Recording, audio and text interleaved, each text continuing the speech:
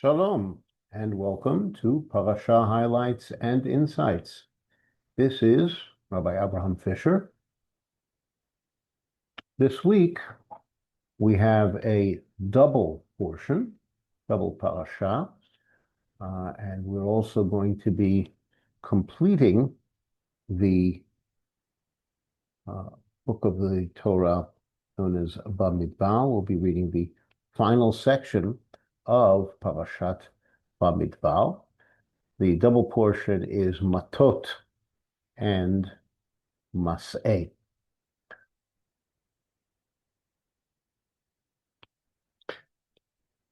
So we begin with Mattot, in which Moshe addresses the leaders of the tribes, who very often are responsible for this area of halakha that we're about to talk about now, which is namely vows. A person who takes a vow, whether it is to do something, let's say bring a korban, or to prohibit something upon himself, must fulfill his or her vow. However, there are certain circumstances where a woman's vow can be annulled by her father or by her husband. Circumstances vary.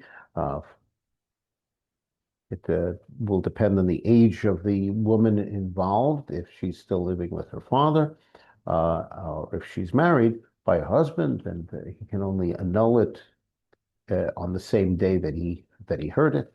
But this is the opening section of the parasha. After we hear about annulling vows, we come to the next section of the parasha, which is about the war against the nation of Midian. Remember, Midian was the nation that caused the terrible plague in Israel because they enticed the children of Israel to sin. So now it's time to make war against the Midianim. And so we are told about the attack against Midian and the victory in all of this, and they bring back the spoils of war. Moshe rebukes them for having spared the same women who had enticed them to sin. And then we are instructed about how to deal with the issue of purification after the war. Those people who were involved have to become purified because they came in contact with the dead, and also vessels that have come in contact with the dead have to be purified. But there are two kinds of purification for vessels. If they were used with unkosher food, then they first have to be purged of what they have absorbed, and then also they have to be immersed in a mikveh. From this, we learn about what's called hagalat kelim, purging utensils of things that they have absorbed, and also tevilat kelim, the obligation to immerse vessels, really of any vessels that previously belonged to a non-Jew. And of course, if they have become tamei, that issue has to be dealt with as well. They are also told that a portion of the spoils have to be dedicated to the Mishkan. So in order to do this, there has to be a full inventory of the spoils, and then which portion is to be taken, and then offering it. The third section of Parshat Mattot deals with the territory to the east of the Jordan. This is territory that has been that came under the control of Bnei Israel, and in particular, this territory is very good as grazing land. It's very big, it's very flat, and the tribes of Reuven and Gad have large holdings of flock and cattle, and they make a request. Their request is that they inherit their portion on the east side of the Jordan, the territory that's just come into under their control, and not on the other side of the Jordan. Moshe rebukes them, saying that it's that the rest of the children of Israel are going to go across the Jordan in order to conquer the land, and you're going to remain here. And so Reuven and Gad respond that they will fight for the conquest of the land. They will go out in the vanguard, and in the meanwhile, they say that they're going to prepare places of protection for their cattle and for their families. Moshe corrects them by telling them to put their families first, and then protecting their cattle. Once again, we're showing that they have to have their priorities right. And Moshe accepts this, and they accept the conditions, and it's very, very clearly laid out that if they fight alongside Bnei Yisrael, then when the time comes to divide up the conquered land, while Bnei Yisrael will get the other side of the Jordan, Reuven and Gad will receive the eastern side of the Jordan. And this is the decision that is made, and the terms are accepted, and it is actually fulfilled. That territory is assigned to them. Moshe adds also that half of the tribe of Menashe will get its territory to the east of the Jordan,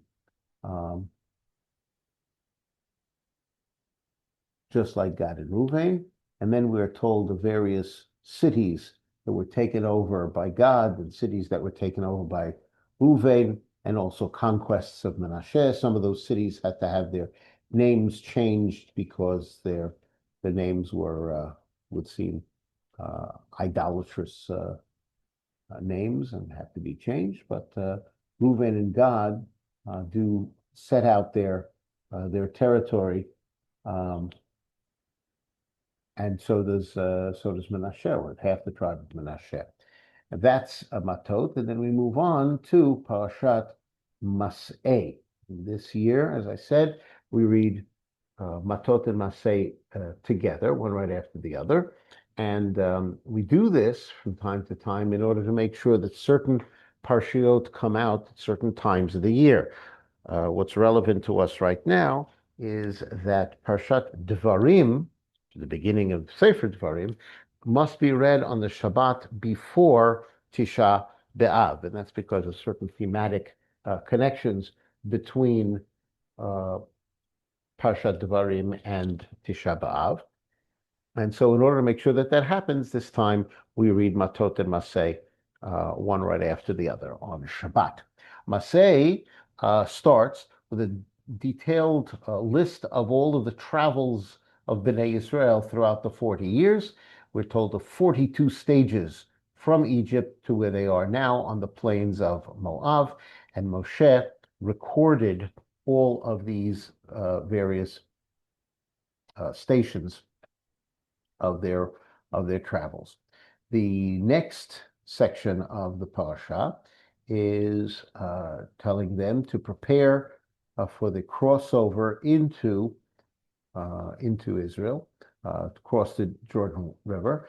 And they're told once again that when they conquer, it's not only to claim their birthright, as it were, but also, no less important, to destroy idolatry. Any form of idolatry that is there has to be destroyed.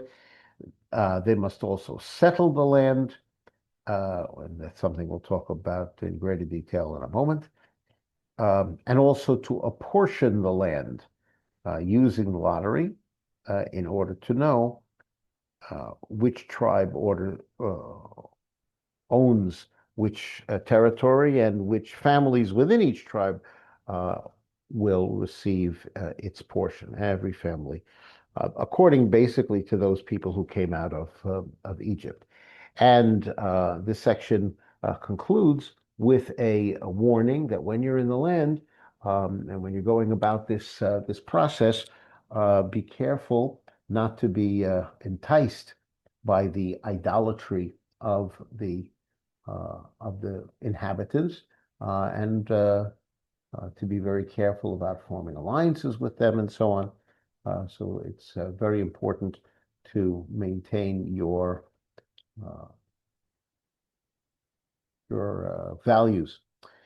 Um, Another thing that is given are the boundaries of the land of Israel as it's going to be conquered. Um,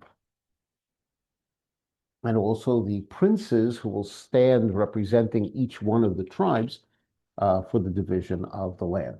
Now, the tribe of Levi does not receive territory in that sense, but they do receive cities, and that's the next part of the Parsha, in which we're told of the 48, actually 48 cities that the Leviim receive, and also that there has to be territory around each city.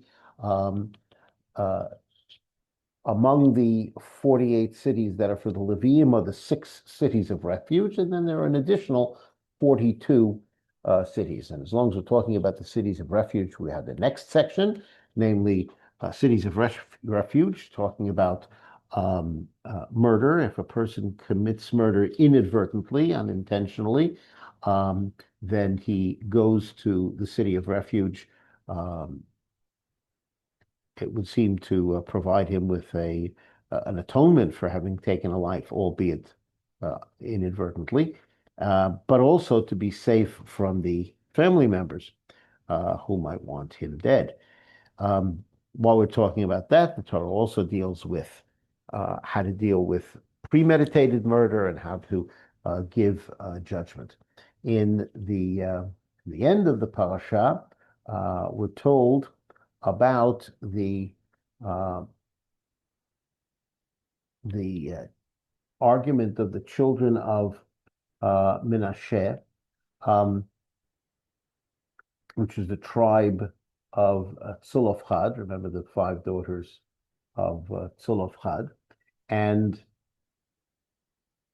uh, their argument their argument has to be about how to deal with what will happen when these daughters will marry, because it's all well and good that Hashem has said that the daughters of Tzolofchad will receive Tzolofchad's portion in the territory of Menashe for Bnei Israel. However, what will happen if these daughters marry their inheritance will go to other tribes. And so Moshe decrees something that is only meant for this generation, namely, in this generation, when the borders of the land are being determined, the daughters of Tzilafchad or anybody in a situation like that, namely a woman who receives this portion of the land because her father had only daughters and not sons. So in all those cases, such a woman is obligated to marry within her tribe. This way it stays within the tribe and it is fulfilled. They follow this instruction. All of the daughters of Tzolofchad married from within the tribe of Menashe. And then the Torah concludes by saying that these are the mitzvot that Hashem gave to Moshe when they were on the plains of Moab to the east of the Jordan, opposite Jericho, opposite Jericho. And so this brings us to the end of Sefer Bamidbar, and next time we'll deal with the beginning of Sefer Dvarim. Let's return to the issue of the conquest of the land. Hashem says to Moshe that when they cross over the Jordan into the land of Canaan, then you have to dispossess all the inhabitants of the land, take over the ownership of the land, and also do a thorough destruction of all idolatry. Um, and you shall take possession of the land and settle in it, as the Torah says, "V'horashtem et haaretz v'shavtem ba," because I've given this land to you. The position of the Ramban, Rabbi Moshe ben Nachman, on this is very, very clear. He says that this verse, which talks about taking possession of the land and settling it, is actually more than just a bracha, more than just a blessing. It's actually a mitzvah. He counts it as one of the 613 mitzvot of the Torah, and he defines that if Bnei Yisrael were to decide to settle another part of the world and make it into the land that their land, then that would be in transgression of this commandment. It's only the land of Israel that they should conquer, and furthermore, they should not abandon it to anyone else if they have the ability to do so. And from this, we learn about the importance of settling in the land of Israel, as discussed at great length in the Gemara, Ketubot Kuf Yud Amud Bet. And it just shows that, according to the Ramban, that this is an actual mitzvah to upon Bnei Yisrael, upon the nation of Israel, to take possession of the land to the best of their ability and to hold on to it and not to abandon it into the hands of others. I thank you very much for joining me in this exploration of the last part of the book of Bamidbar, namely Mattot and Masei. This has been Rabbi Avraham Fischer for Parasha Highlights and Insights, saying Shalom.